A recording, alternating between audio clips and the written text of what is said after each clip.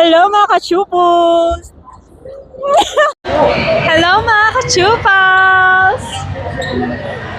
Hello mga kachupos!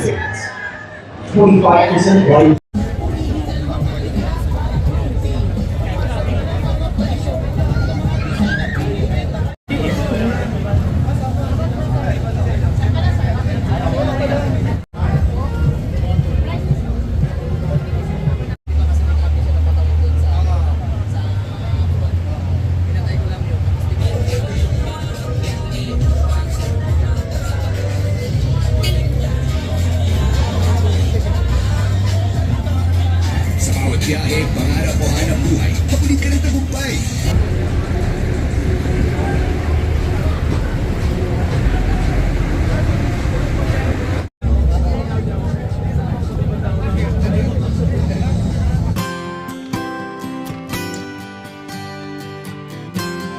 Hello mga kachubos, at ngayon ay day 2 ng Makinamoto Tiangge at kasama natin si Sir Zach. Hello there! Welcome!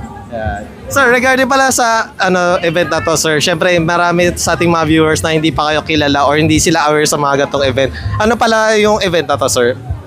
This is one of our staple events sa Makina, and this is called Makinamoto Tiangge. We are on our 9th year actually. Pre-pandemic pa to nangyayari, and we've been traveling about. This is the first time na umulit tayo sa Centris. Centris, nandito tayo noong 2023. Before that, nandun tayo sa Circuit. Before that, sa Metro Walk. Last year, nandun tayo sa Bridgetown, sa Pasig. So, tumatalon-talon tayo kung saan-saan. And sir, para sa gantong event pala, sir, syempre yung iba hindi pa nakakapunta or yung iba hindi pa aware sa ganto. Ano pala yung inaasahan nila or makikita nila sa mga gantong event nyo po? Oh, mega sale. We're talking about clearance up to 80% off. In fact, ibang manufacturers dito, kunyari may mga old stock, halos pamigay na. It's especially sa last day. Bigyan ko kayong tip. Abangan nyo yung last day, pa-closing 1 hour before. Usually, parata na yun. So, yun. Yun nga lang, baka ubus na yung stock. Yun lang yung drawback. Syempre sir, regarding sa event na to, sir, is meron bang mga test drive daw or parang kumbaga mga showcase na mga motor or mga equipment, sir? Yes, we have test rides usually, pero this particular leg wala. Pero every year may kasamang test ride yan. Like in Bridgetown, we have test rides, all the bikes. Parang tawag ko nun, parang Enchanted Kingdom para sa mga nagmamotor.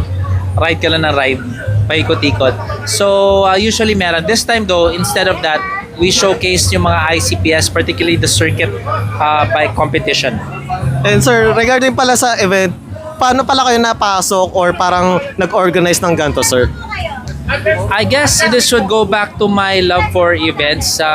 Musician din ako. Nakikita ko yung mga ibang ginagawa ng my old company. I used to be with a radio station. Tapos meron din kami mga events doon, mga tugtugan. So nagsimula tong motor, yung first event ko with motorcycles, may banda din. So music and motorcycles. So nagsimula.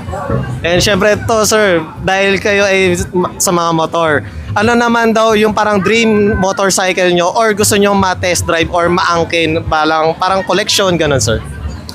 I really want the old bikes of practically every brand. Ang pangarap ko, makuha ko yung first bike ng bawat manufacturer. So yung kauna-unang Harley, kasi mamahal na nun eh. Pero nangangarap lang naman tayo. Minsan sarap mga naginip, di ba? Pagkising mo, ay hindi pala totoo. Yeah.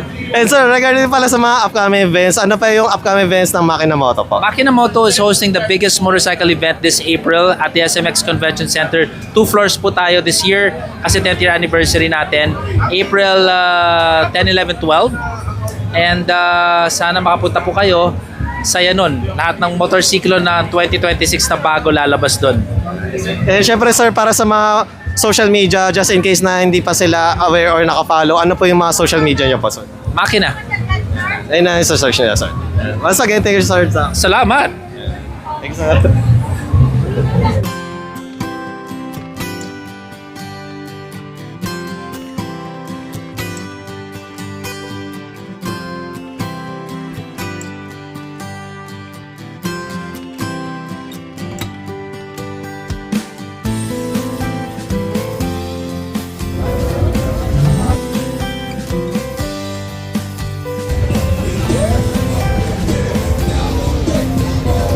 Hello mga ka-chubos, at day 2 ng Makina Moto Tiangge at kasama natin si Ma'am Rachel.